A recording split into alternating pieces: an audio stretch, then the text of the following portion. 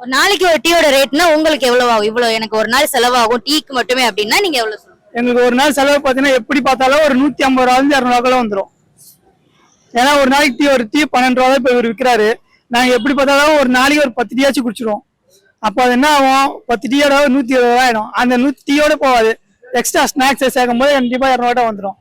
எனக்கு மட்டும் கிடையாது, ரோட்ல வியாபாரம் பண்றவங்களும் சரி, பெருக்கிறவங்களும் சரி, எல்லாருமே இந்த டீ அத்தியாவசியமான ஒன்னதான் இருக்கு. உங்க பகுதியில அந்த நலத்திட்டங்கள் உதவிகள் எல்லாம் கிடைக்குதா? இல்ல இப்ப இப்போ ஒரு ஒரு திட்டம் கொண்டு வந்திருக்காங்க, ஒவ்வொரு திட்டங்களையும் கொண்டு வந்துட்டு இருக்காங்க.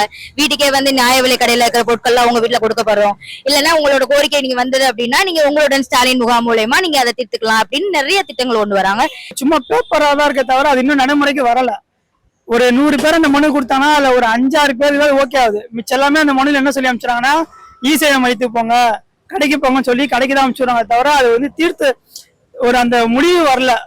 அந்த ஒரு சொல்யூஷன் கிடைக்கல மக்களுக்கு. சும்மா ஒரு பேருக்கு அனுப்பிச்சுடுறாங்க தவிர இது இன்னும் இம்ப்ரூவ் பண்ணணும். ரேஷன் கடையில எல்லாம் வீட்டுக்கு போய் வாங்குறீங்களா இல்ல வீட்டுக்கு கொண்டு போறாங்களா? நீங்க நேரா போய் வாங்குறீங்க? இல்ல, எல்லாருக்கும் அந்த இது கிடையாது. வயசானவங்களுக்கு ஹேண்டிகேப்டுக்கு மட்டும் வீடானது கொடுக்குறாங்க. மிச்சம் எல்லாம் நம்ம கடையில தான் போய் வாங்கணும். எல்லாரு மேலேயும் தப்பு இருக்கு, பொதுமக்கள் மேலேயும் தப்பு இருக்கு, அதிகாரிகள் மேலேயும் தப்பு இருக்கு, அரசாங்கத்து மேலேயும் தப்பு இருக்கு.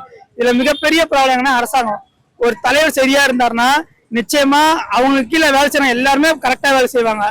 தலைமை சரியில்லைன்னா அதிகாரிகள் சரியா வேலை செய்ய மாட்டாங்க.